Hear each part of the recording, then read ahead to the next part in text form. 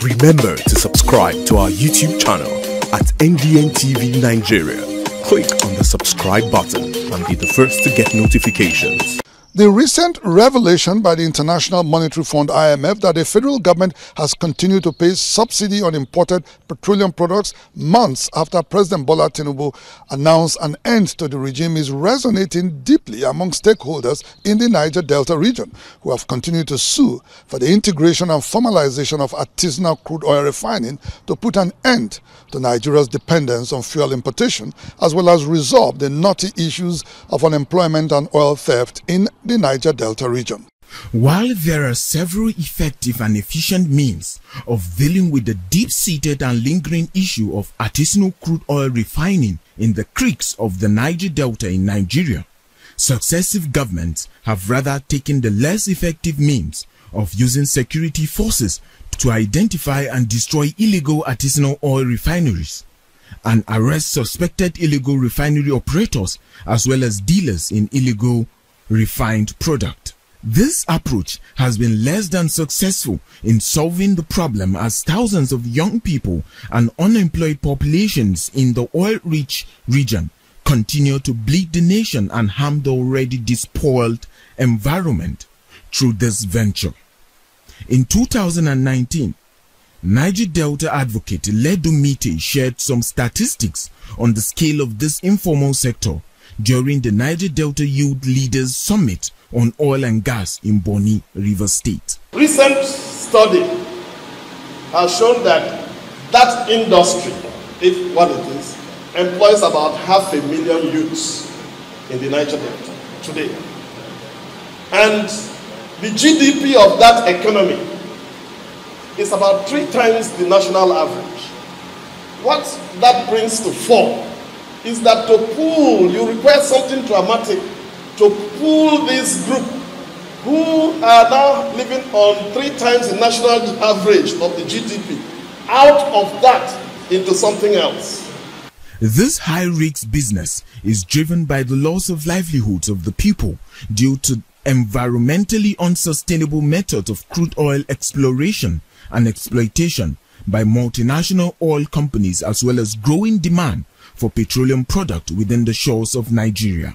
It is also true that many consider this venture a veritable tool to agitate for resource control and equity participation of the locals in the oil and gas industry after several years of fruitless engagement with the federal government. The International Monetary Fund's recent revelation about Nigeria still paying subsidies on petroleum product despite an announced removal by President Bola Ahmed Tinubu in May last year has continued to stir reactions, particularly in the Niger Delta, where stakeholders have long advocated for the integration and formalization of artisanal crude oil refining to break Nigeria's dependence on fuel importation and address issues such as unemployment and oil theft in the region. President of the Ijaw Youth Council, Comrade Jonathan Lokpobiri, expresses regret that the Nigerian government could not see the huge potential and ingenuity of its young population in solving this perennial problem. 197 naira fuel is 670 naira today, and Nigeria still spends a dime on fuel subsidy. It will be very sad for me. Ordinarily, the people of Niger Delta who have found a way